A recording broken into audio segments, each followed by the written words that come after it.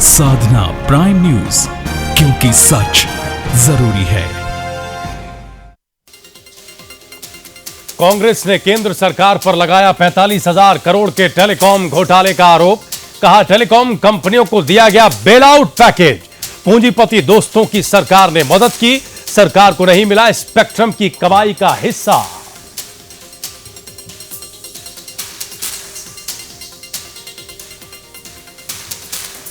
ढाका हमले के बाद विवादों में आए जाकिर नाइक की तारीफ पर घिरे कांग्रेस पार्टी के महासचिव दिग्विजय सिंह। 2012 में जाकिर को बताया था शांति का दूत।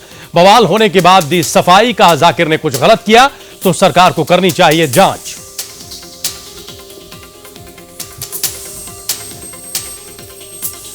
ईद के मौके पर आतंकवाद पर बोले आमिर खान। कहा, धर्म का आतंकवाद से कोई लेना देना नहीं, धर्म देता है प्यार की सीख।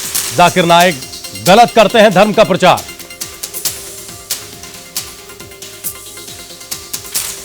हरिद्वार में नमामि गंगे योजना का शुभारंभ हुआ। 7 शहरों में 300 परियोजनाओं का शुभारंभ किया गया। केंद्रीय मंत्री उमा भारती का बयान। कहा, गंगा सफाई पर सबका साथ मिला।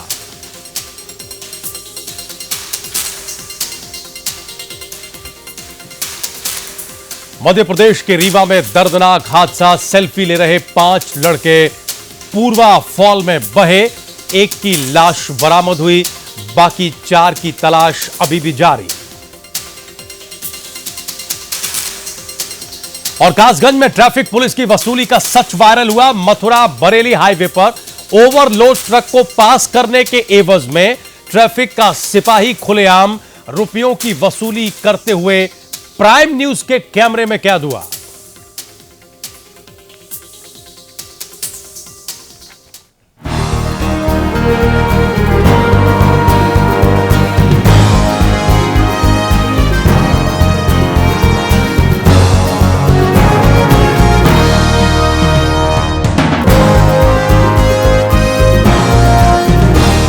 नमस्कार, स्वागत है आप सभी का प्राइम न्यूज पर। मैं हूं राजीव रघुनंदन और वक्त प्राइम एजेंडा का है।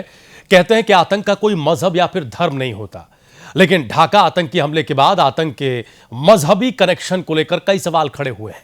खबर यह है कि ढाका हमले में मारे गए 6 आतंकियों में 2 आतंकी निब्रास इस्लाम और रोहन इम्तियाज जाकिर नाइक से इंस्पायर थे, यानी प्रभावित थे और उसकी स्पीच सुना करते थे। इम्तियाज ने पिछले साल जाकिर की स्पीच को फेसबुक पर शेयर भी किया था। हमले के 2 दिन बाद ही ये खबरें मीडिया में आने लगी थी कि ये जाकिर नाइक से इंस्पायर थे। अब सवाल है कि जाकिर नाइक कौन है? मुंबई के रहने वाले जाकिर एक मुस्लिम धर्मगुरु, राइटर और स्पीकर हैं। इसके अलावा वो इस्लामिक रिसर्च फाउंडेशन या IRS के फाउंडर और प्रेसिडेंट भी हैं। इनका चैनल पीस टीवी के नाम से चलता है। दावा है कि इसे दुनिया में करीब 100 करोड़ लोग देखते हैं। फेसबुक पर इसके 1 करोड़ 14 लाख फॉलोअर हैं। नाइक पर यूके, कनाडा, मलेशिया समेत 5 देशों में बैन लगा हुआ है। सबसे बड़ी बात तो यह है कि जाकिर नाइक का यह मानना है कि हर मुस्लिम को टेररिस्ट यानी आतंकवादी होना चाहिए।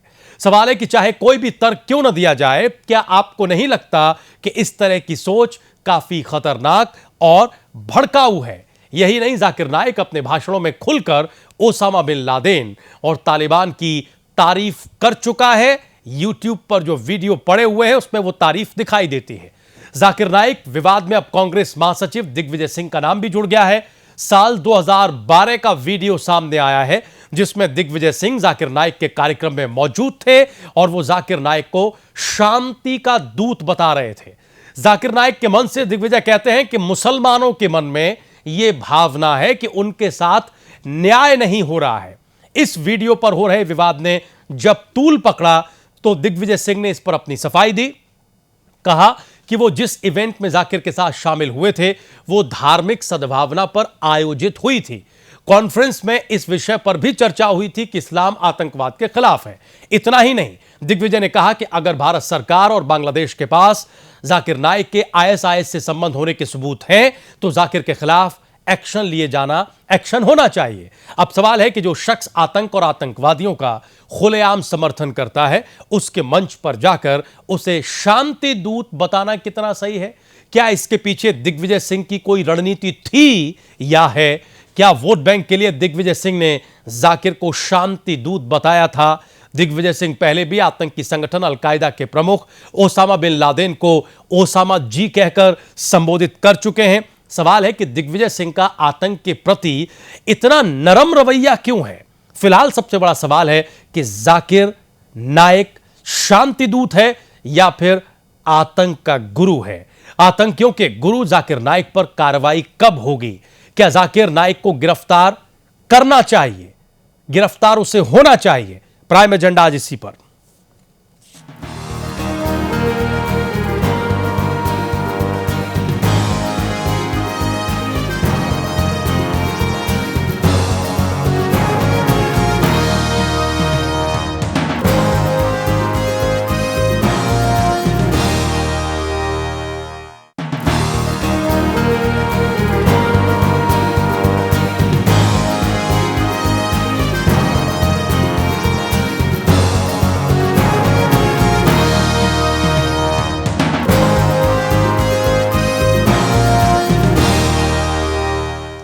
और आज की इस डिबेट में हिस्सा लेने के लिए कई खास मेहमान हमारे साथ मौजूद हैं। हम जल्दी से आपका परिचय करा दें। लखनऊ स्टूडियो से 3 खास मेहमान हमारे साथ जुड़े हुए हैं। हमारे साथ केसी जैन साहब हैं, नेता सह प्रवक्ता समाजवादी पार्टी। हमारे साथ अमरनाथ अग्रवाल साहब हैं, प्रवक्ता नेता कांग्रेस पार्टी। और हमारे साथ ओपी पांडे साहब हैं, नेता भारतीय जनता पार्टी। लखनऊ स्टूडियो के सभी मेहमानों का बहुत स्वागत है। और हमारे साथ स्टूडियो में, नोएडा स्टूडियो में बहुत ही सम्मानित वरिष्ठ पत्रकार पुष्प रंजन जी आज की इस डिबेट में हैं। पुष्प जी, हम शुरुआत आपसे करना चाहते हैं इस डिबेट की, लेकिन चूंकि अमरनाथ अग्रवाल साहब हमारे साथ जुड़ चुके हैं और इस जाकिर नाइक वाले पूरे मामले में आज दिन भर दिग्विजय सिंह का वीडियो टीवी चैनल्स पर चलता रहा है, उनकी सफाई भी आई है, कांग्रेस पार्टी की तरफ से भी टिप्पणी आई है। लिहाजा हम अमरनाथ अग्रवाल साहब से जरूर प्रतिक्रिया लेना चाहेंगे। अमरनाथ अग्रवाल साहब, क्यों ऐसा हो रहा है या होता है कि जब जब आतंकवाद की बात आती है दिग्विजय सिंह साहब का एक अलग रवैया सामने आता है? जब जब उन लोगों का नाम आता है जो दहशतगर्दी को फैलाते हैं, एक अजीब सा सम्मान दिग्विजय सिंह के भीतर उनके लिए दिखता है। ऐसा क्यों है?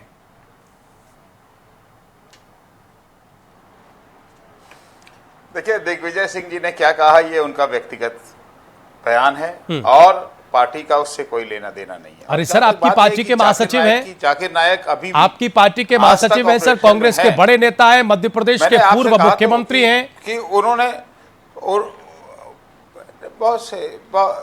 बहुत से ऐसे इश्यूज होते हैं कि आदमी किन परिस्थितियों में क्या कहा, अब उसकी क्या हकीकत थी, कब क्या कहा गया, वो मेरे पास अभी जानकारी नहीं है। आपके चैनल पे हम देख रहे हैं, अब हम उस बात की और सर दिन भर टेलीविजन चैनल्स पर चला है। हम दिग्विजय प्राइम एजेंडे में, प्राइम न्यूज पर तो अभी हम बात कर रहे हैं।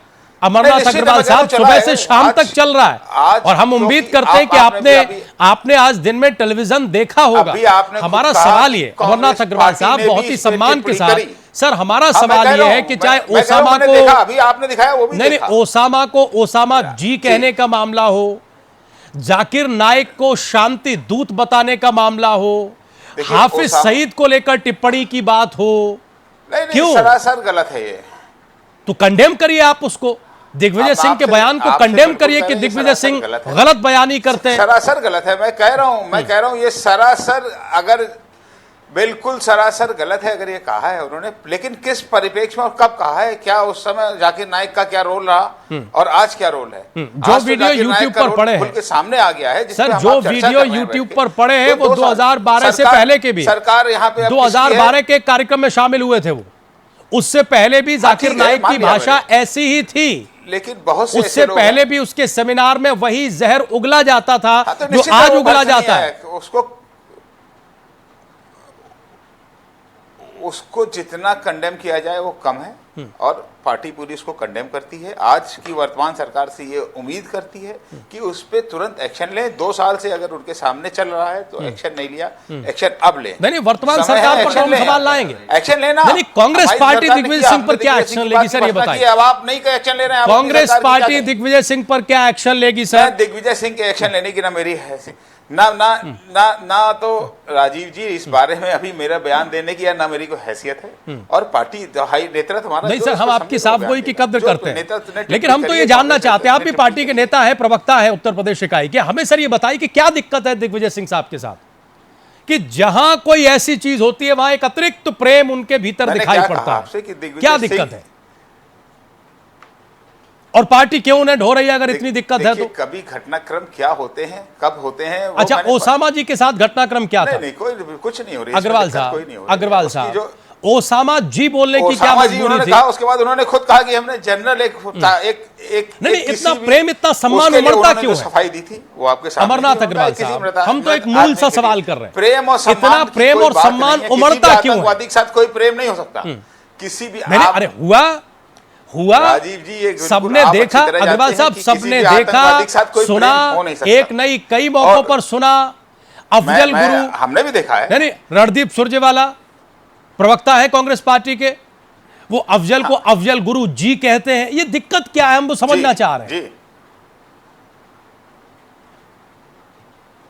आप किसी को अगर आपने अफजल गुरु को अफजल गुरु जी कह दिया, अफजल गुरु को फांसी भी हमें दी है, फांसी भी हमें दी है। ओहो, अमरनाथ अग्रवाल साहब, नहीं, या तो आप विषय की गंभीरता नहीं समझ रहे हैं, आज आपके पास कोई नहीं, या आज आपके पास कोई जवाब नहीं, क्या कर रहे हैं आप? नहीं, या आज आपके पास कोई जवाब नहीं है, या फिर आप विषय की गंभीरता नहीं समझ रहे। हम ये कह रहे हैं कि नहीं, हम ये कह रहे हैं कि कांग्रेस पार्टी के नेताओं के भीतर ये अतिरिक्त प्रेम क्यों उमड़ता है? क्यों सर, ये बताइए, इसके पीछे की स्थिति क्या है? आपकी बात मैंने राजीव जी इस बात का आपको जवाब दे दिया। अगर आपको इसी बात पे रखना है तो फिर आपकी मर्जी है। मैंने आपको जवाब दे दिया इस बात कि क्या अतिरिक्त प्रेम है। कोई अतिरिक्त प्रेम कांग्रेस पार्टी का नहीं है। फिर अफजल गुरु जी क्यों हैं? फिर ओसामा जी क्यों हैं? फिर जाकिर नायक शांति दूत क्यों हैं? अफजल गुरु को फांसी दी गई है। किसी के व्यक्तिगत मुंह से कभी कोई शब्द निकल गया हो? कैसे निकला? कोई शब्द अगर निकल गया, अरे कैसे निकला? इतना सम्मान, वही तो हम जानना चाहते हैं। व्यक्तिगत रूप से इतना सम्मान कैसे निकला, इस पर तो सफाई दे दीजिए।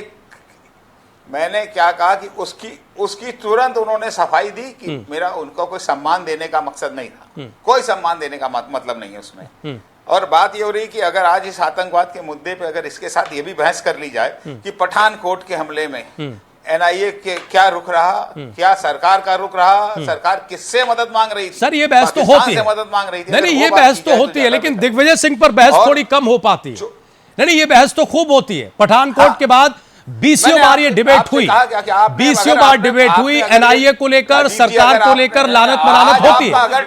नहीं, होती है, लेकिन सवाल ये है, कि वो पार्टी जो देश पर 60 साल से ज्यादा शासन करे, सवाल ये है कि वो पार्टी जिसने इस सरकार से पहले 10 साल सरकार चलाई हो, नहीं, अग्रवाल साहब, सरकार चलाए, उस पार्टी के नेता इतना सम्मान व्यक्त करें, उनकी नजर वो देखे जो दुनिया में कोई दूसरी नजर न देख पाए, तो आपको नहीं लगता कि सवाल उठेगा? नहीं, बिल्कुल, उन्होंने खुद सफाई दी इस पे। उन्होंने भी सफाई दी और पार्टी ने भी टिप्पणी की। और मैं आज एक बात कहना, आप मेरी बात भी तो सुन लीजिए साहब। आप एक ही चीज के, अगर एक ही टॉपिक पे बहस हो रही है तो कोई बात नहीं है। मैं फिर उसके बाद तो मैंने अपना जवाब दे दिया। अब बात ये रही कि आज गृह राज्य मंत्री रिजिजू जी ने मुश्किल से पत्रकारों के बार-बार कहने पे कहा कि अब जब आएंगे जाकिर नायक तो उनपे एक्शन बहुत मुश्किल से कहा उन्होंने कि अब आएंगे तो हम देखेंगे। एकदम उन्होंने क्लियर कट कुछ नहीं कहा था। उन्होंने कहा ठीक है, जो एक्शन होगा वो लेंगे। बहुत मुश्किल से कहा है अभी, और लेंगे कि नहीं लेंगे। अरे उनकी मुश्किल तो दिग्विजय सिंह ही बढ़ा रहे हैं ना सर। 2 साल हो गए सरकार को। अच्छा, अमरनाथ अग्रवाल साहब, उनकी मुश्किल तो दिग्विजय सिंह ही बढ़ा रहे हैं। दिग्विजय सिंह जिसे शांति दूत बता रहे हैं, सरकार में अपोजिशन का एक नेता, नहीं, देश में अपोजिशन का एक नेता, कांग्रेस पार्टी, इसका बड़ा इतिहास है, उसका एक बड़ा नेता इतना सम्मान दे तो ठीक है। गृह राज्य मंत्री जो कह रहे हैं उनकी भी मुश्किल समझ लीजिए। अरे तो राजीव जी, कांग्रेस पार्टी के उस इतिहास को भी बताइए कि 2 प्रधानमंत्री हमने खोए हैं आतंकवाद। अरे उसके बाद भी तो आप लोग नहीं सीखते, उसके बाद भी तो नहीं सीखते। ये इतिहास दिग्विजय सिंह को पता है कि नहीं पता? पूरी पार्टी ने, अग्रवाल साहब, ये इतिहास दिग्विजय सिंह को पता है कि नहीं पता है? जो इतिहास आप बता रहे हैं दर्शकों को, ये दिग्विजय सिंह को पता है कि नहीं पता है? आपकी अब इस बहस से उनको नहीं, दिग्विजय सिंह को पता है कि नहीं पता ये इतिहास? अच्छा, ईमानदारी से बताइए। और अगर पता है इसके बाद भी शांति दूत, अगर पता है इसके बाद भी ओसामा जी, अगर पता है इसके बाद भी अफजल गुरु जी, हम वही तो दिक्कत समझना चाह रहे थे जिसका आप जवाब देने से थोड़ा बच रहे हैं, दाएं बाएं कर रहे हैं। हम जैन साहब की एक टिप्पणी लेते हैं, फिर हम जरा ओपी पांडे साहब को जोड़ेंगे। बचा रहे हैं उनके बारे में तो बात, अरे उन पर तो हम बात करेंगे सर, उनकी जिम्मेदारी तो है, लेकिन हम तो कांग्रेस पार्टी की दिक्कत समझना चाह रहे हैं। नहीं, हम तो कांग्रेस पार्टी की दिक्कत समझना चाह रहे हैं कि समस्या क्या है कांग्रेस पार्टी के साथ होता रहा है। हाँ, लोग कैसी मंदिर जैन बनवाते साहब? रहे गोडसे के। कांग्रेस पार्टी का कोई समस्या नहीं, कांग्रेस पार्टी का स्टैंड बिल्कुल क्लियर है, इसलिए मैं आपकी बात का बार बार विरोध कर रहा हूं। कांग्रेस पार्टी का स्टैंड बिल्कुल क्लियर है। तो ये स्टैंड दिग्विजय सिंह को बताया कि नहीं बताया? मुंह से अगर कोई शब्द निकल अमरनाथ जाए तो अग्रवाल उस पर पार्टी साहब, नहीं जा रही ये है, स्टैंड दिग्विजय सिंह को मालूम है या नहीं मालूम है? तो पार्टी जा रही है उस पर। नहीं, ये मालूम है या नहीं मालूम है? बिल्कुल मालूम है, आपको भी मालूम है ना। तो इसके बावजूद ये बयानबाजी चलती रहती है।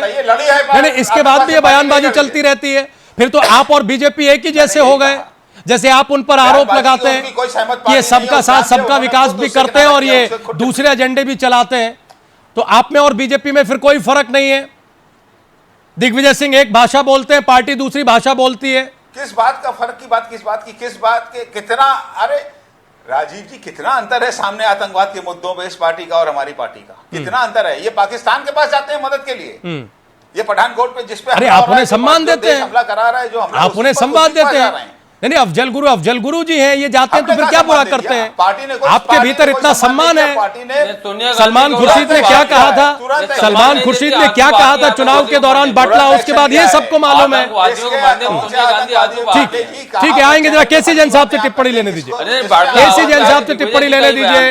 ओपी पांडे साहब, पहले केसी जैन साहब। केसी जैन साहब, क्यों इतनी हमदर्दी दिग्विजय सिंह के भीतर दिखाई देती है? केसी जैन साहब,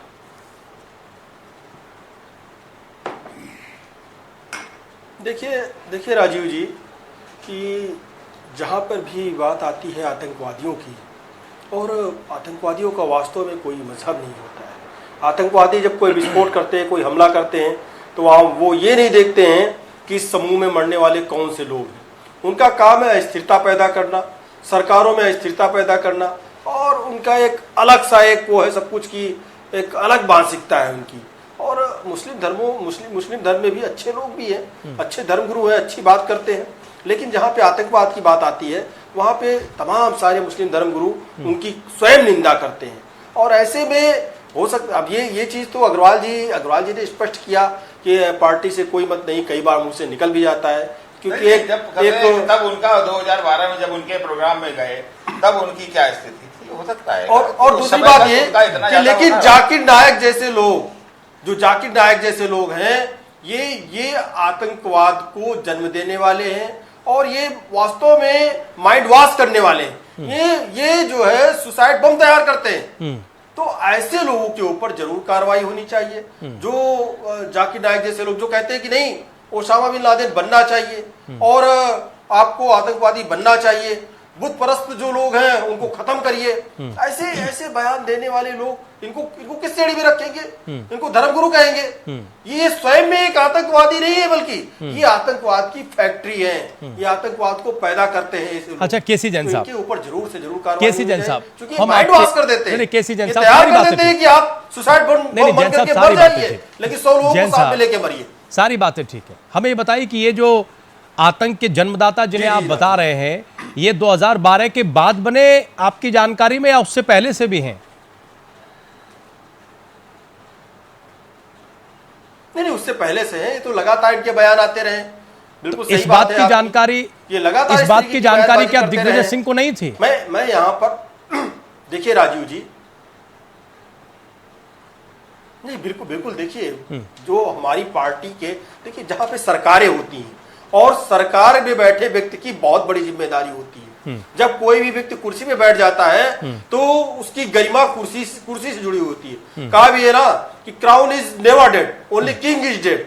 तो आप वहां पर कुर्सी के साथ जो पद जुड़ा हुआ है, उसकी जो गंभीरता जुड़ी हुई है, वो उसको आप रिप्रेजेंट करते हैं कुर्सी पे बैठने के बाद में, उस पद पे पहुंचने के बाद। तो दिग्विजय सिंह ने सर्टिफिकेट दिया था ना सर, हम यही तो पूछ रहे हैं। रहते हुए सरकार में रहते केसी जैन साहब, तो दिग्विजय सिंह ने सर्टिफिकेट दिया था ना उस वक्त, वहां पे चूक होती है जबकि वो जिम्मेदारी में थे। आज वो सफाई पेश कर रहे हैं। वही चीज मैं कह रहा हूं राजीव जी कि अगर आप कुर्सी से जुड़े हुए तो आप बच नहीं सकते। आपकी छोटी सी, फिर आप इन्हें क्यों बचा रहे हैं? बहुत बड़ी, फिर आप इन्हें क्यों बचा रहे हैं? आप क्यों ये कह रहे हैं कि उनके मुंह से निकल गया होगा? और आप देखिए राजीव जी, देखिए अगर करता है, उसको स्वीकार करता है तो उसको स्वीकार करना चाहिए। अगर ये स्वीकार करते तो अच्छी बात है। नहीं तो ये भी स्वीकार करवाइए कि फिर दिग्विजय सिंह पर कार्रवाई होनी चाहिए। क्योंकि इससे क्या कांग्रेस होता पार्टी है, दिग्विजय सिंह पर कार्रवाई करे, आप भी इसका दबाव बनाइए। राजीव जी, आतंकवादियों का महिमा मंडन होता है इससे महिमा मंडन होता है आतंकवादियों का। इसको आप गलती कहते हैं, चूक कहते हैं, इससे आतंकवादियों का महिमा मंडन होता है। जो किया है दिग्विजय सिंह और ज्यादा तेजी से जो किया है दिग्विजय सिंह करते हैं। मुद्दे पर आइए केसी जैन साहब, केसी जैन साहब बिल्कुल पॉइंट पर आइए। आतंकवादियों का महिमा मंडन होता है, बात सिर्फ इतनी नहीं है, दिग्विजय सिंह ने किया है शांति दूत कहकर, इस बात पर आइए। वही जी राजीव जी अग्रवाल साहब बोलिए। राजीव जी देखिए, जो सरकारें जो जिन सरकारों ने पहले गलती की, जिन सरकारों ने पहले गलती की वो की, लेकिन वर्तमान सरकार में आप देखिए राजीव जी, पठानकोट में जो कुछ हुआ और उसके बाद में पाकिस्तान की वहां की एजेंसी यहाँ पे आती है जांच करने, सर और वो सर्टिफिकेट क्या देती है कि हमारे वहां से सिर्फ जाकिर नाइक पर कुछ गलत नहीं हुआ। जाकिर नाइक को कौन पाल पोस रहा है, क्यों जाकिर नाइक के टेलीविजन चैनल का हिंदुस्तान में प्रसारण होता है, 2 साल हो गए, उस पर कार्रवाई कौन करेगा, कब करेगा, क्यों शांति दूत दिखाई दिए दिग्विजय सिंह को, जाकिर नाइक, इस मुद्दे पर एनआईए और पठानकोट चले जाएंगे तो बहुत सारी शाखाएं खुल जाएंगी। लेकिन आज 2 साल ये 2 साल से क्यों घूम रहे हैं जाकिर नायक छुट्टे? अगर ऐसा है, सरकार आप बता रहे हैं 12 से है, 14 से है, 13 से है और पहले से है, तो क्या ये सरकार की सारी एजेंसियां फेल हैं? क्या सरकार ने छुट्टा छोड़ रखा है उनको? आज बहुत मुश्किल से कई बार प्रेशराइज करने के बाद रिजिजू जी के मुंह से निकला कि हम आने दीजिए, जो कानून के हिसाब से होगा हम देखेंगे। अभी ये कहा नहीं था तब कार्रवाई करेंगे, फिर दोबारा शाम को कहा है कार्रवाई करेंगे। अरे ये किरण रिजिजू है, इन्होंने क्यों घूम रहा है वो? अगर इतना कुछ है उसमें। मैं गोमांस खाता हूँ, पूरे देश में गोमांस पे बहस चल रही थी और ये कह रहे मैं गोमांस खाता हूँ, जिसको रोक पारो रोक ले। इस तरीके की बीजेपी इतना बड़ा उसके आग में ढकेल रही है। ठीक है, अब आने दीजिए जरा ओपी पांडे साहब, बाजी से तो बचना चाहिए। ठीक है ओपी पांडे साहब, एक तो साहब ये बताइए कि जो सवाल ये उठ रहा है कि 2 साल से आप लोगों की सरकार है, बात करते हैं और गाय कटाने की भी बात करते हैं। ठीक है जैन साहब, ठीक है, हम समझ रहे हैं आपकी सियासी दिक्कत, हम समझ रहे हैं। ओपी पांडे साहब, कब कार्रवाई होगी और अभी तक कार्रवाई हुई क्यों नहीं?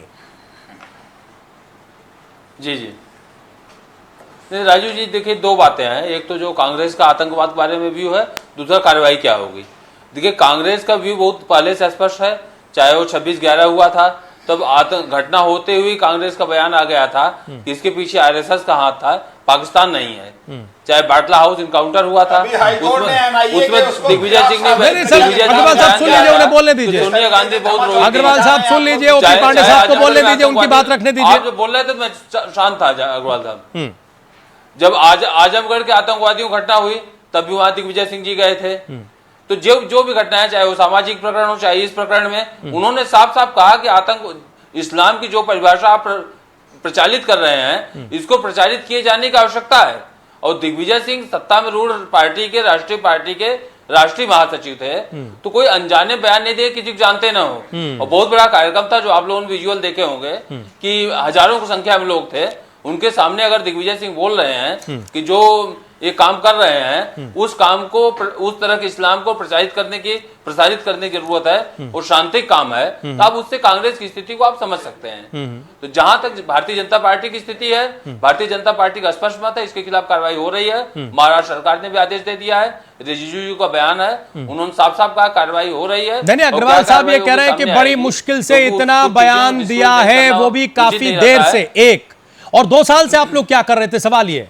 नहीं साफ बयान दिया है उन्होंने, साफ 2 साल से आप लोग क्या कर रहे हैं? ये कहा क्या कार्रवाई हो रही है? आप तो आतंक के खिलाफ बड़ी लड़ाई लड़ने के नाम पर आए थे। कार्रवाई क्या हो रही है? अरे आप 10 साल तक क्या करते रहे? आप 50 साल तक थे, नहीं कांग्रेस 50 साल तक सत्ता में थी, नहीं हम कर रहे हैं। आप क्या कर रहे थे? हम कर रहे हैं कार्रवाई, आप सामने आ जाएगी। आप जाते हैं पाकिस्तान, नवाज शरीफ हम जो कर रहे हैं सामने आ जाएगा। पाकिस्तान के और दूसरे पाकिस्तान, आप जो कश्मीर की चर्चा कर रहे थे कि कश्मीर में किया कि शांति में वहां कश्मीरी पंडित सब जिनके भगा दिए खिलाफ- गए। जिनकी खिलाफत आपकी करते हुए सरकार आप रहते हुए भगाए सरकार गए। बनाए, उन्हीं के साथ बैठ के नहीं नहीं कश्मीर नहीं, में सरकार बनाए। कश्मीर में आपकी सरकार रहते आतंकवादी हुए रोज चल रहे हैं कश्मीर कश्मीरी में। पंडित बाहर हुए। आप बात करेंगे आतंकवाद इतना बढ़ावा तब आपके समय हुआ, 4.5 भाजपा सरकार नहीं थी। 650 मारों को छोड़ा है आपने। नहीं, जब कश्मीरी आप पंडित बात करेंगे आतंकवाद के खिलाफ, नहीं नहीं, बात करेंगे। कश्मीरी पंडित जब बाहर हुए थे, पुष्प सर, ये कांग्रेस स्थिति सरकार है थी। जब हम हमारी आतंकवाद या सरकार नहीं जाकिर थी। जैसे आपकी सरकार लोगों है, पर 7 बात साल करते हैं तो हमारे रही है। हमारी राजनीतिक सरकार दल क्या ऐसे कोई बाहर बेपर्दा नहीं हो हुआ? जाते हैं। ये कांग्रेस स्थिति में बाहर हुआ, न्याय नहीं है चला। जिससे ये कब इन बाहर हुआ हालातों बताइए? को प्रश्रय कश्मीरी मिलता है। पंडित कब अब बाहर सुन लीजिए हुआ जरा एक बताइए? सवाल हम पुष्प आप जी के बताइए पास कब लेकर बाहर आ हुआ? रहे हैं। हो गए, कब बाहर हुए थे कश्मीरी पंडित, आप बताइए। ठीक है। ओपी पांडे साहब, कश्मीरी पंडित बाहर अरे तब हुए बहुत थे, सारे कांग्रेस मसले सरकार उठ में गए थी। सर, हम तो सिर्फ और सिर्फ नरसिम्हा जाकिर राव पर समय रहना हुआ था। चाहते हैं। आप बहुत सारे जानकारी मसले क्या उठ हुआ गए। था? पूरी जानकारी कश्मीर जानकारी तक मत नहीं है। जाइए सर, आप पठानकोट बात- है ना, ये सब थोड़ी देर के लिए छोड़ दीजिए। तो कांग्रेस अभी की फिर कोई उत्तर स्थिति प्रदेश है, में जो कैराना आ जुमले जाएगा, थे, वो मंदिर सामने मस्जिद उठ आ जाएगा। जुमले तो आपके हैं। ठीक। सोनिया गांधी को आंसू निकल रहा है। ठीक है ओपी पांडे साहब, सोनिया गांधी शांति पाठ पढ़ा रही है। इस देश का होगा सोनिया क्या? गांधी जिसका आतंकवादियों को बंदे प्रधानमंत्री बाजू अपने निकाल रहे हैं। कहे हुए वादों क्या को होगा दुखड़ा सर जब करते हैं। शांति दूत सोनिया बनाया गांधी जाएगा को एक आतंक दूत को, तो आतंकवादियों यही के बंदे होगा। बाजू निकल रहे हैं। ठीक है ओपी पांडे साहब, सुन लीजिए ना, हाँ, वो पुष्प भी जी है, से टिप्पणी ये लेने दीजिए। बताइए, और शांति हमने दूत जाकिर को बताया बताया जाएगा। कांग्रेस पार्टी ने नहीं पुष्प जी कभी से कहा। टिप्पणी लेने दीजिए। शांति दूत बताया है। प्रधानमंत्री अगर ये ठीक है। बात करेंगे। नहीं, दिग्विजय सिंह निकालिए बाहर। प्रधानमंत्री अगर ये बात नहीं, दिग्विजय सिंह पार्टी हो निकालिए। गया अग्रवाल और साहब, आप मत कांग्रेस अग्रवाल साहब, ओपी पांडे साहब, क्यों मदद मांगने पाकिस्तान के मणिशंकर पास अय्यर गए? पाकिस्तान गए थे। ठीक है। मणिशंकर अय्यर पाकिस्तान गए, किस हैसियत में गए थे बताइए? रंजन जी की बात आ जाएगी। मणिशंकर अय्यर किस हैसियत से गए थे? ठीक है। पांडे जी को रंजन जी की बात आ जाएगी। पुष्प जी की बात सुन लीजिए। पुष्प जी, हम तो धन्यवाद, दो मेरा स्थिति, ध्यान दिया हाँ, आपने। दो सवाल हैं पुष्प जी। एक तो ये कि साहब कांग्रेस पार्टी की मुश्किल क्या है, या कांग्रेस पार्टी के कुछ नेताओं की मुश्किल क्या है, जो हम अलग अलग समय पर ये जिसे हम अतिरिक्त प्रेम, लाड़, प्यार, अतिरिक्त सम्मान देखते हैं। सम्मान वैसे अच्छी बात है, लेकिन इस तरह का सम्मान ये क्या संदेश देता है? और क्या आतंकवाद पर वाकई हमारे राजनीतिक दल इस स्थिति में खड़े हैं जो अभी आप इस डिबेट में देख रहे थे? देखिए, साफ साफ थोड़ा कहने में कठिनाई होती है, लेकिन उद्देश्य क्या है? उद्देश्य ये है कि आपका एक वोट बैंक दिखता है और वोट बैंक को ध्यान में रख के इस तरह के बयान दिग्विजय सिंह दागते हैं। और कई बार लगता है, और इससे प्रवक्ताओं के लिए मुश्किल हो जाती है जब वो ये कहते हैं कि हम तो कुछ नहीं कह सकते, उनकी व्यक्तिगत राय है। मतलब पार्टी की कोई लाइन है, पार्टी आला कमान कुछ तय करता है, नहीं कर, या दिग्विजय सिंह का अलग एक अपना। एक दूसरा ये है कि कई इसके पहलू हैं, सिर्फ दिग्विजय सिंह ही नहीं और कई लोग हैं। श्री श्री रविशंकर की याद मुझे आती है, 2008 में बेंगलुरु के उनके मंच पर यही नाइक साहब वहाँ पर उपस्थित थे और बहुत अच्छा वहाँ पर समागम हुआ था। दो ऐसे अवसर आए थे जिन अवसरों पे ये दोनों धर्मगुरु इकट्ठे थे, बाकी भी दुनिया के दूसरे धर्मगुरु भी इकट्ठे थे। एक और मुद्दा हुआ था जब यूके ने प्रतिबंध लगाया था और कनाडा ने प्रतिबंध लगाया था इनके आने पर।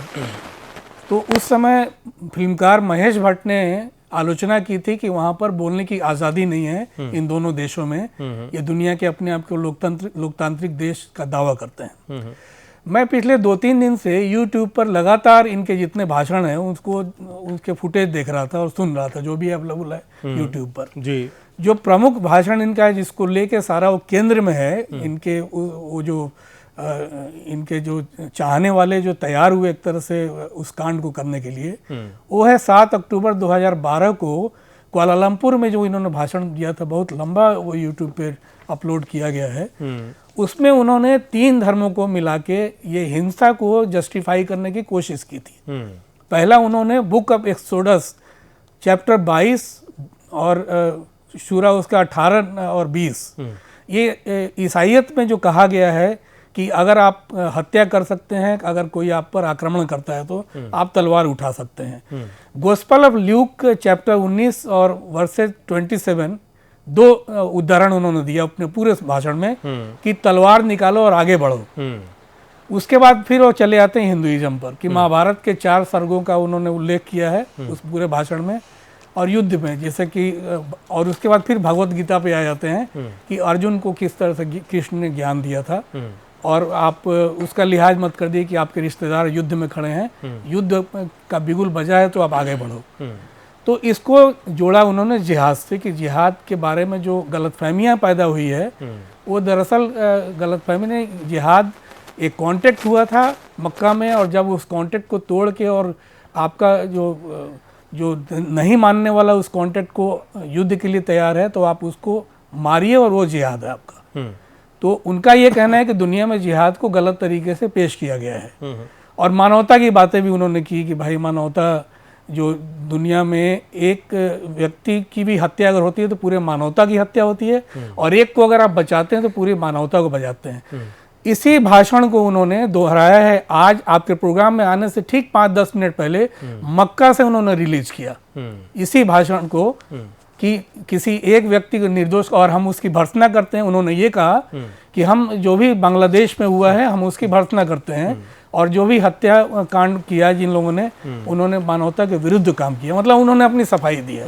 लेकिन ये सफाई के डर की वजह से ये डर की वजह से क्योंकि उन्हें देश लौटना है और देश लौटने पर अब सवाल ये है कि किरण रिजिजू ने जो बयान दिया है क्या उसके मायने निकाले जाए, क्या उसके मायने वोट की राजनीति निकाली जाए, क्या उसके मायने सरकार की अक्षमता, आप 2 साल से आपकी एजेंसी क्या कर रही है और इसकी भी जांच हो जानी चाहिए कि किसके दौर में कौन सी सरकार थी जब उनका पीस चैनल शुरू हुआ था। क्या उसके पीछे ये दुनिया में अगर एक आदमी दोनों पक्ष की बातें करता है, अब वो दुनिया में मानवता की बात भी कर रहा है और दूसरी तरफ आतंक की बात भी कर रहा है, तो वैसे चैनल को प्रमोट करने के पीछे कौन सी ताकतें थी इसकी ठीक से जांच होनी चाहिए थी और कौन कौन लोग इसके पीछे लगे हुए, किन किन विचारधारा। अभी कुछ महीने पहले ही श्री श्री रविशंकर ने दिल्ली में बहुत बड़ा शो किया था, तो श्री श्री रविशंकर का इनसे क्या कहाँ तक विचार मिलता है, कहाँ तक उनसे सहमत सर एक ब्रेक पर जाना चाहते हैं लेकिन ब्रेक पर जाने से पहले कुछ जानकारी जो जाकिर नाइक के बारे में है वो ये कि जाकिर नाइक मेडिकल के छात्र रहे हैं। 1991 में इस्लामिक रिसर्च फाउंडेशन की स्थापना उन्होंने की। संस्था का मकसद गैर मुस्लिमों को इस्लाम का सही मतलब समझाना था। जाकिर के मुताबिक मन्नत मांगना, मज़ार पर जाना गैर इस्लामी है। पिछले 20 साल में 30 से ज़्यादा देशों में 2000 से भी ज़्यादा सभाएं जाकिर नाइक कर चुके हैं। कट्टर विचार और तीखे बयान के लिए जाकिर जाने जाते हैं। मुस्लिमों से आतंकवादी बनने की अपील कर चुके हैं। ये वीडियोस यूट्यूब पर अवेलेबल हैं। पीस टीवी के फाउंडर हैं। 100 से ज़्यादा देशों में चैनल का प्रसारण होता है। पीस टीवी की जो टैगलाइन है वो है द सॉल्यूशन फॉर ह्यूमैनिटी। रोचक बात यह कि हमारे देश में यानी भारत में पीस टीवी के पास लाइसेंस नहीं है, इसके बावजूद ये चल रहा है। ब्रिटेन और कनाडा में जाकिर नाइक के प्रवेश पर रोक लगी हुई है। देश के कई शहरों में अलग अलग देशों के कई शहरों में जाकिर के जो कार्यक्रम हैं उन्हें प्रसारित करना, दिखाना, उनकी मीटिंग्स होना बैन है। ढाका के आतंकी जाकिर नाइक से प्रभावित बताए जा रहे हैं। 2012 में दिग्विजय सिंह ने, हमने शुरुआत में ही बताया कि उन्हें शांति दूत कहा था। महाराष्ट्र सरकार ने जाकिर नाइक के मामले में जांच के आदेश दिए हैं। नाइक पर पाबंदी लगाकर जेल में डाला जाए, मौलाना इरफान मियां का यह बयान आया है। और जो मुस्लिम कम्युनिटी है, जो मुस्लिम स्कॉलर हैं, उनमें जबरदस्त डिबेट इस बात को लेकर छिड़ी हुई है कि अब तक यह आदमी बाहर कैसे घूम रहा है। नाइक के भाषण आपत्तिजनक हैं, सरकार कार्रवाई कर सकती है। वेंकैया नायडू ने आज ये बयान दिया है, बांग्लादेश आग्रह करेगा तो हम नाइक को बैन कर सकते हैं। किरण रिजिजू ये कह रहे हैं, जिसका जिक्र अभी अमरनाथ अग्रवाल साहब कर रहे थे। जांच एजेंसी नाइक के भाषण की जांच कर रही है, यह भी किरण रिजिजू ने कहा है। हम जब ब्रेक से लौटेंगे तो 2 मूल सवालों पर आएंगे। हमारे राजनीतिक दलों की दिक्कत क्या है, क्यों हम हर मामले में वोट बैंक को खोज लाते हैं, और क्या वोट बैंक की पॉलिटिक्स ही ऐसे लोगों के लिए अच्छे माहौल का काम करती है। हिंदू मुस्लिम की पॉलिटिक्स में ही ये लोग पलते और पोषते जाते हैं। एक छोटा सा ब्रेक, तुरंत हाजिर हो रहे हैं।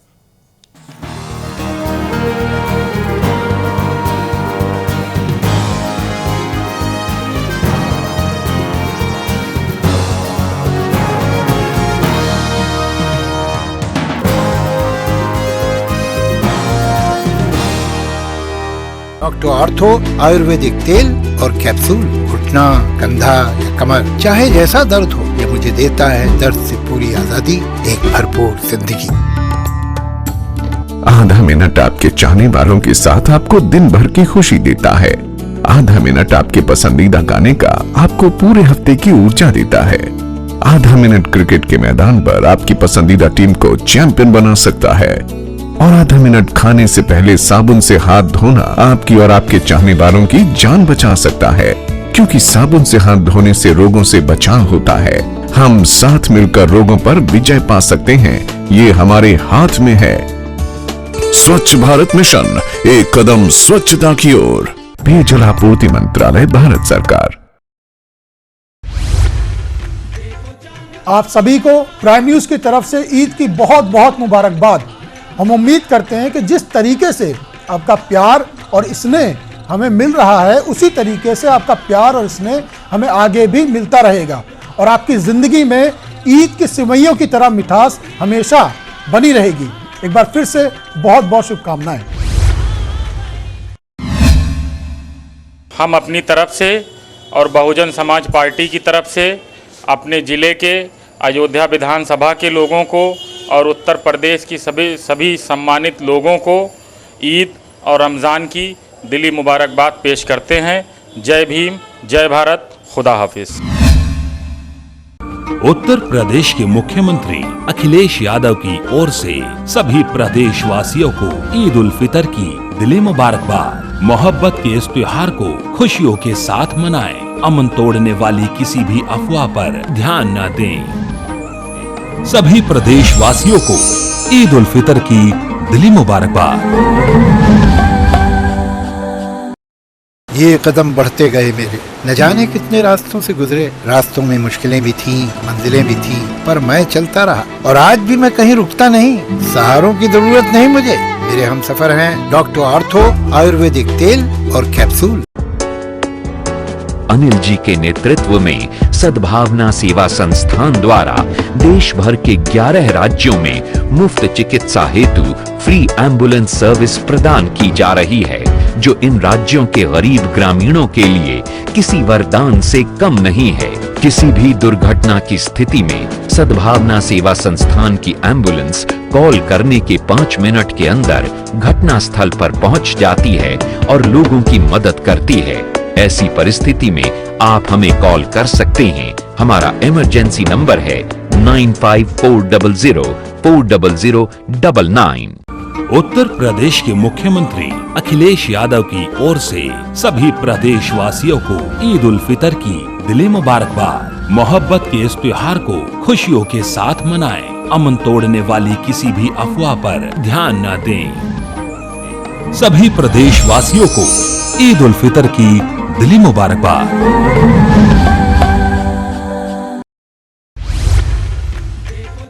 आप सभी को प्राइम न्यूज की तरफ से ईद की बहुत बहुत मुबारकबाद।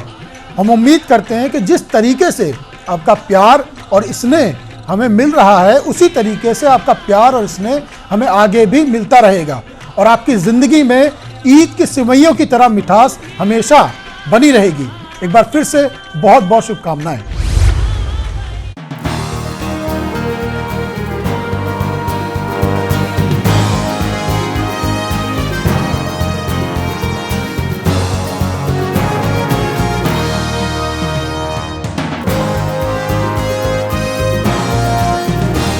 ब्रेक के बाद एक बार फिर से आप सभी का स्वागत है। प्राइम एजेंडा देख रहे हैं आप और प्राइम एजेंडा में आज हम जाकिर नाइक पर चर्चा कर रहे हैं। जाकिर नाइक की गिरफ्तारी कब होगी, क्या सरकार कोई कड़ा कदम उठाएगी जाकिर नाइक को लेकर, और उससे भी बड़ा सवाल ये कि क्या हिंदू मुस्लिम की राजनीति ऐसे लोगों के लिए माकूल माहौल बनाने का काम करती है। कई खास मेहमान हमारे साथ स्टूडियो में हैं। पुष्प रंजन जी, सम्मानित वरिष्ठ पत्रकार, हमारे नोएडा स्टूडियो में हैं। अमरनाथ अग्रवाल साहब, नेता प्रवक्ता कांग्रेस पार्टी लखनऊ स्टूडियो से जुड़े हुए हैं। केसी जैन साहब, नेता और सह प्रवक्ता समाजवादी पार्टी लखनऊ स्टूडियो से हमारे साथ जुड़े हैं। ओपी पांडे साहब, नेता भारतीय जनता पार्टी लखनऊ स्टूडियो से हमारे साथ जुड़े हुए हैं। हम लखनऊ स्टूडियो जाएं उससे पहले पुष्प रंजन जी कुछ अपनी बात को पूरी करना चाहते हैं। पुष्प जी अपनी बात पूरी करने से फिर हम जरा आगे बढ़ें। इस मामले में 2-4 तार हैं जो कि जोड़ना जरूरी है और समझना भी। एक तो ये कि किरण रिजिजू को अभी क्यों होश आया कि इसकी हम जांच करेंगे, इसका हम वीडियो देख रहे हैं, इसका तमाम उनके भाषण को सुन रहे हैं। आपको 2 साल पहले से ये देखना क्यों नहीं जरूरी समझे जब से आप लोग सरकार में हैं? एक दूसरा ये कि हैदराबाद के कुछ मस्जिदों से कुछ लड़के बांग्लादेश गए, उस ट्रेल को आपने क्यों नहीं नोटिस किया? बांग्लादेश में जब ये कांड हुआ उसके कुछ और पहले से ही आईएस की गतिविधियों को जो वहाँ की इंटेलिजेंस एजेंसियां वॉच कर रही थी, सिंगापुर की कुछ एजेंसियां वॉच कर रही थी, उस समय ये पता चला कि यहाँ से 2-3 जत्था बांग्लादेश जा चुका है जो हैदराबाद की मस्जिदों में और 2-4 लोकेशन से वो लोग गए थे वहाँ पर। एक दूसरा ये महेश भट्ट का, आप सबों को याद होगा कि महेश भट्ट के कोई रिश्तेदार लड़का जो हेडली के साथ था, जिसने पूरी रैकी की थी मुंबई में, उस मामले को रफा दफा कर दिया गया था। क्यों महेश भट्ट इतना ज़्यादा, जैसे दिग्विजय सिंह ने बयान दिया, तो महेश भट्ट को भी क्यों ऐसे एलिमेंट्स को सपोर्ट करने की ज़रूरत पड़ती है कि भाई यूके में या कनाडा में क्यों रोका जाता है उनको जाने से। एक दूसरा, ये सलाफी विचारधारा के ये हैं और वहाबी को काफ़ी प्रमोट किया है। इनको फंड वगैरह कहाँ से आता है, सरकार इसके बारे में क्यों खामोश रही, इस सारा पता करना चाहिए कि सऊदी से या कहाँ से पैसे इनके लिए आए हैं। 3 चीज़ें उन्होंने बहुत एक नारा दिया था कि हिंदुस्तान को रूल करना चाहिए शरिया लॉ के थ्रू, पूरे हिंदुस्तान का कानून बदल दो, शरिया लॉ यहाँ पर लागू कर दिया जाए। और यही मैसेज कुछ अभी बांग्लादेश में भी दिया जा रहा है, जो अखबारों में छपा है। और वही कितना कि जब तक शरिया लागू नहीं करेंगे तब तक ये धमाके, ये हमले ऐसे ही होते रहेंगे। ये मैसेज बांग्लादेश में देने की कोशिश की गई। दूसरा ये उन्होंने कहा था कि इस्लाम के हिसाब से, या उन्होंने अपनी जो थ्योरी निकाली कि होमोसेक्सुअल्स जो हैं, जो LGBT के लोग हैं, उनको डेथ पेनल्टी मिलनी चाहिए, उनको सीधा मृत्यु दंड दिया जाए। तीसरा ये था कि जो भी औरतें हैं, कितना शर्मनाक है, एक धर्मगुरु है, वो ये कहता है कि जो औरतें गुलाम की तरह आपके पास हैं, आपके यहाँ हैं, उनको गुलाम की तरह आप उनसे जब चाहें सेक्स कर सकते हैं। ये औरतों के बारे में नजरिया उस व्यक्ति का, होमोसेक्सुअल के बारे में नजरिया और देश के कानून के बारे में नजरिया, ऐसे व्यक्ति को वहाबी विचारधारा के जो धर्मगुरु हैं कितना उससे इत्तेफाक। हालांकि पुष्प जी, हम आपको जानकारी दे दें कि जो मुस्लिम स्कॉलर्स हैं, बड़े तबके में मुस्लिम स्कॉलर्स ने इस बात पर आपत्ति जताई है कि इस व्यक्ति को धर्मगुरु न कहा जाए। 2-3 दिन से मैं सुन रहा हूं, इसका धर्म से कोई वास्ता नहीं है, ये कतई इस्लाम के हित में नहीं है। ऐसी भी टिप्पणियां, लेकिन ऐसी भी टिप्पणियां आई। इसमें आश्चर्य यह है कि सरकार के जो राज्य मंत्री हैं, जो पूरे खुफिया एजेंसी को देख रहे हैं, सब कुछ देख रहे हैं, आज बयान आता है कि हम कुछ वीडियो उनके देखेंगे, समझेंगे। तो यानी सरकार भी सोई हुई थी। ये 2-3 जो मुद्दे में ओपी पांडे साहब जवाब दीजिए, सरकार क्या कर रही थी जो अमरनाथ अग्रवाल साहब भी सवाल उठा रहे हैं जी, और इतना सुस्त रिएक्शन आप लोगों का क्यों है? क्या आपको लगता है कि ये कहीं ना कहीं आपके पोलराइजेशन के लिए मुफीद बैठेगा?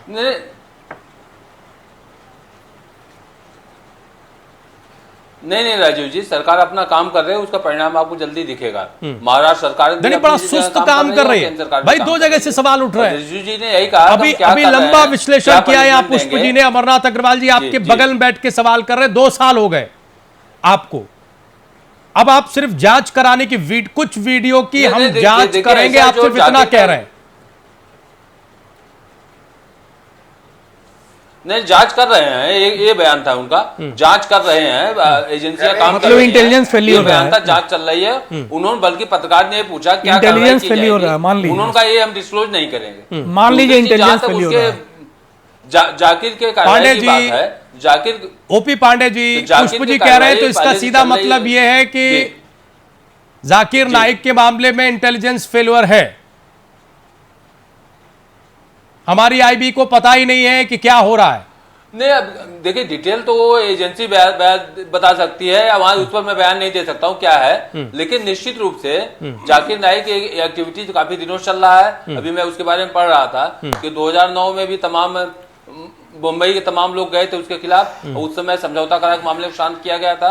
तो जाकिर नाइक की एक्टिविटीज आज की नहीं है, काफी दिनों से, करीब 2 दशक से ये काम चल रहा है। जहां तक उसकी पीस टीवी की बात है, पीस टीवी यहाँ बैन है। अगर कहीं चलाया जा रहा है, चोरी छिपे से अवैध रूप में दिखाया जा रहा है, तो पीस टीवी यहाँ पर बैन है। बाकी जो कार्रवाई है उसके खिलाफ कार्रवाई निश्चित रूप से होगी। सर, यही आरोप है कि सुस्त कार्रवाई है। आते ही सामने मैं बोलूं उनको एड्रेस कर सकता हूं, कार्रवाई है जी, मैं आपको एड्रेस कर सकता हूं। बस आ रहे हैं अमरनाथ जी, पांडे जी, एक चीज तो स्वीकार कीजिए कि मेरी बात सुनिए। पांडे जी, सवाल सुनिए, सवाल सुन लिए, नहीं फिर कर लीजिएगा। मैं ये कह रहा हूं, 1971 में इस बांग्लादेश को आजाद करने के बाद भी रॉ का बहुत लंबे समय तक वहां पर ग्रिप रहा है। आप इस चीज पे गौर कीजिए कि हमारा जो फॉरेन इंटेलिजेंस है, धीरे धीरे उसका ग्रिप उस इलाके में, खासकर बांग्लादेश और उससे लगे हुए जो सीमावर्ती हमारे 6-7 जो राज्य हैं, वहाँ पर RAW का बहुत धीरे धीरे वीक पोजीशन होता चला गया है। ये उसका एक नमूना है। ये जो हुआ है, जो कुछ भी, ये धीरे धीरे इंटेलिजेंस कमज़ोर हो रहा है और ये ज़्यादा संगठित हो रहे हैं जो अतिवादी हैं वहाँ पर। इस चीज़ को सरकार को स्वीकार करना चाहिए और इसे दुरुस्त करने के लिए किरण रिजिजू जी हों या राजनाथ सिंह हों, इनको सोचना चाहिए गंभीरता से कि क्या कर सकते हैं बांग्लादेश या दूसरी जगह। ओपी पांडे साहब, छोटा सा रिएक्शन, फिर हम अगले सवाल की तरफ बढ़ेंगे। नहीं, निश्चित रूप से पुष्परंजन जी जो बात कर रहे हैं वो गंभीर बात है, क्योंकि इसके बारे में मेरे पास पूरे तथ्य नहीं है, तो इस पर मैं सरकार का बयान पूरा तरीके नहीं रख सकता हूं। लेकिन मेरे जो संज्ञान में आया है कि सरकार पूरी गंभीरता जिस पर काम कर रही है, और जो भी आवश्यक कदम होगा, चाहे राजनाथ सिंह जी हो या रिजिजू जी हो, सब लोग उठा रहे हैं और कार्रवाई चल रही है। ये ठीक है, अब जरा जैन साहब के पास आ जाते हैं। जैन साहब, सरकार पूरी गंभीरता से काम कर रही है, क्या आपको सरकार की गंभीरता दिखाई देती है या अब तक दिखाई दी ये? और क्या इस सब की जड़ में हमारे देश में हिंदू मुस्लिम की वो पॉलिटिक्स है जो इन जैसे लोगों के लिए माकूल और सुरक्षित माहौल पैदा करती है? केसी जैन साहब।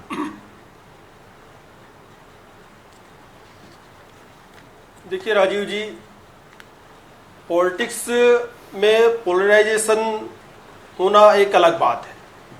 जब पोलराइजेशन होता है तो संप्रदाय तक ही नहीं, जातिगत पोलराइजेशन भी होता है, वो अलग चीज है। लेकिन उसकी आड़ में अगर आतंकवाद फले फूले तो सारी पार्टियों को ऐसे पोलराइजेशन से किनारा करना चाहिए, लेकिन ऐसा नहीं दिखाई देता है। और जो चीज आप कह रहे हैं वो कहीं ना कहीं जो हमारे वरिष्ठ नेताओं के बयान आते हैं और आतंकवादियों का महिमा मंडन करते हैं कि कहीं ना कहीं पोलराइज होकर के वोट हमको उसका मिल जाए, इसका लाभ आतंकवादियों को जरूर मिलता है, क्योंकि उनके आका और उनके सहयोगी और आतंकवादियों की जो सीधे सीधे फैक्ट्री है, जिनके ब्रेन से आतंकवाद निकलता है, वो क्या करते हैं, उनको एक अच्छा मौका मिलता है कि एक माहौल बनाने का, कि देखिए आपके फला नेता हमारी तारीफ कर रहे हैं, हम अच्छा काम कर रहे हैं, हम तो शांति की बात कर रहे हैं, हम तो मानवता की बात कर रहे हैं, जबकि उसकी आड़ में, उस पर्दे की आड़ में वो क्या कर रहे हैं कि आतंकवाद की फैक्ट्री तैयार कर रहे हैं लगातार। और दूसरी बात ये कि जो चीज पांडे जी ने कही, पांडे जी अपना पक्ष रख रहे हैं, अच्छी बात है, लेकिन आप ये देखिए राजीव जी, भारतीय जनता पार्टी कोई भी मुद्दा होता है तो उसमें केंद्र को घेरने का काम करती है। 60 साल तक आप क्या कर रहे थे? लेकिन ये कोई जवाब नहीं है, इस जवाब से आप बच नहीं सकते। 60 साल तक उसने क्या किया वो अलग चीज है, लेकिन आज उस चेयर पे आप बैठे हुए, जिम्मेदारी आपकी, और जब भारतीय जनता पार्टी की जिम्मेदारी बनती है वो उससे हमेशा बचने का काम करती है। बचने का सबसे नायाब तरीका उनके पास में है कि 60 साल तक आप क्या कर रहे थे, हम 2 साल में क्या कर ले।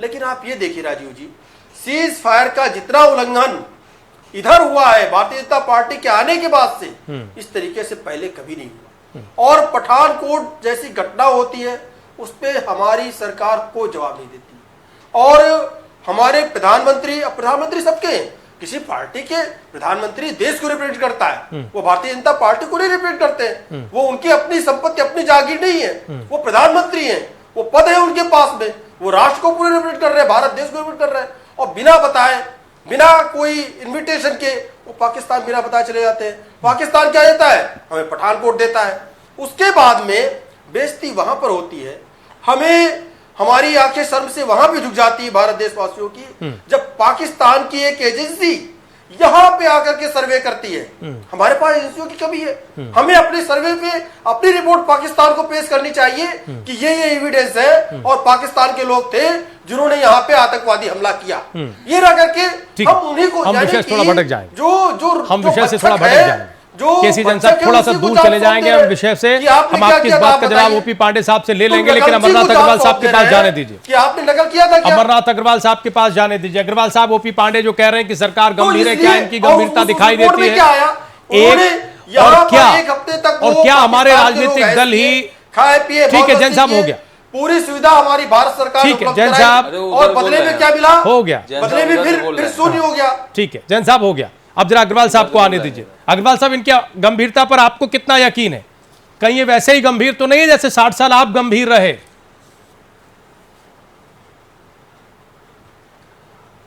देखिए, 60 साल में जो देश ने किया है, आज हम आप इस चैनल पे बात कर रहे हैं यहाँ बैठ के, उस बातों को कोई फायदा नहीं है। सारे विकास, सारी तरक्की देखी है।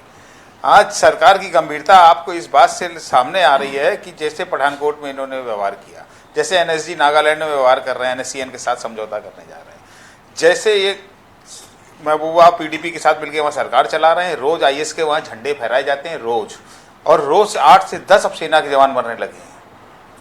रोज नहीं आपका डाटा गलत बीएसएफ है। आप कैसे हमारे डाटा फिगर क्या है? अच्छा आप बताइए। अरे आप साहब बताइए, आपको हम बता बहुत रहे हैं। फख्र हो रहा है लग रहा है आपको नहीं, कि आप 8-10 बताइए मर क्या जाते हैं फिगर महीने में। नहीं 8-10 रोज आप मर रहे हैं, फिगर मर रहे हैं मतलब मर रहे कितने हैं मर रहे हैं आप बताइए। आप बताइए कितने मर रहे हैं? नहीं, तो रोज हमारे अखबार साथ- पढ़ते हैं, कल 8 मरे, कल बीएसएफ के 8 मरे हैं। नहीं टोटल जवानों कल की BSF संख्या क्या है करे, बता 3 दीजिए। अंकों से कम है पूरे साल की। अच्छा बड़ा ये बहुत अच्छा आपका काम है भाई। पूरे साल की बहुत 8-10 अच्छा, रोज के बड़ा हिसाब से आपको- तो नहीं, आज के बड़ा मुद्दे पर फख्र है, आप कह रहे हैं, चलिए मान लिया। अग्रवाल साहब आज के नहीं, मुद्दे आप पर आज के आज के मुद्दे पर चाहे आप अग्रवाल साहब सकते हैं आप सब फिगर लेके बात करें। आज के मुद्दे पर नहीं, अग्रवाल साहब आज के पार्टी मुद्दे पर रिप्रेजेंट कर रहे हैं। ये बताएं जो आप मनमानी हमको। चीजें मत बोलिए। नहीं नहीं आप भी नहीं, आप रिप्रेजेंट जो कर रहे हैं फिगर राष्ट्रीय 8-10 पार्टी रोज को, के हिसाब से आप ये बताएंगे।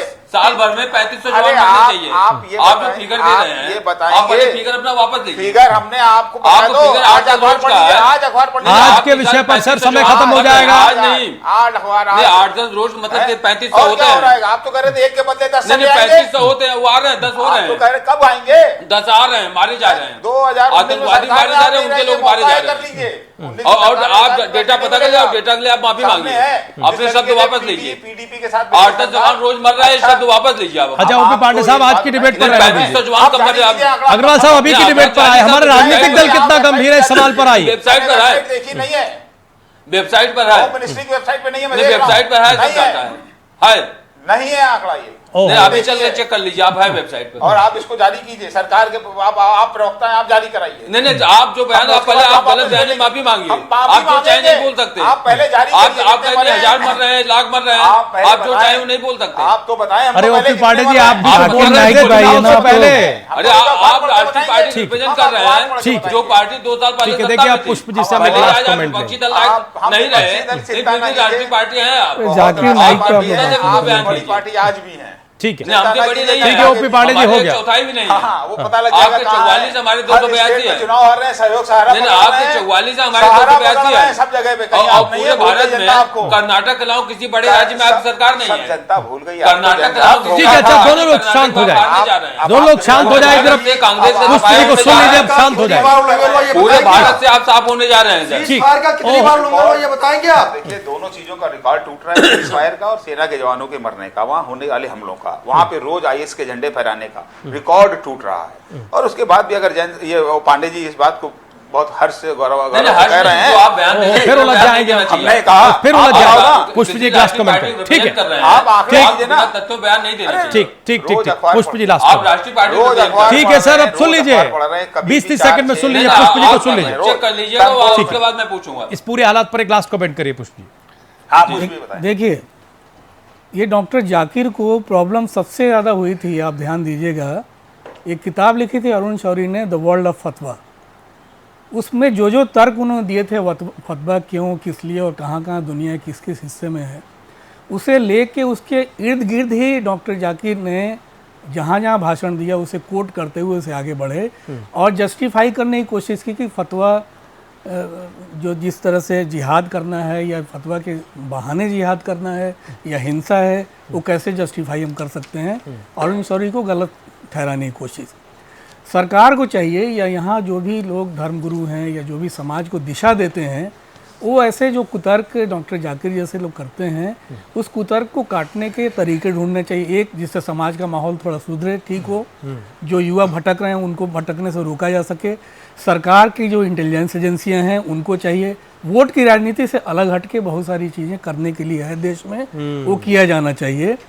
ये उद्देश्य अगर ये वोट की राजनीति सबसे बड़ी समस्या इस देश में बन गई है, वही डिरेल कर रही है, वही डिरेल कर रही है। बहुत शुक्रिया सभी मेहमानों का आज की इस डिबेट में आने के लिए। ओपी पांडे साहब, अमरनाथ अग्रवाल साहब, केसी जैन साहब, आपका बहुत बहुत शुक्रिया। पुष्प जी आपका भी बहुत बहुत शुक्रिया। निगाहें इस बात पर टिकी हुई हैं कि सरकार इस पूरे मामले में क्या एक्शन लेती है। 11-12 तारीख को जाकिर नाइक जब देश लौटेंगे तब उनके साथ सरकार का रुख कैसा रहता है। वैसे बयान ये आ रहे हैं कि इस पूरे मामले की जांच शुरू हो गई है। प्राइम एजेंडा आज यहीं तक, आप लोग कहीं जाइएगा नहीं, खबरें जारी हैं।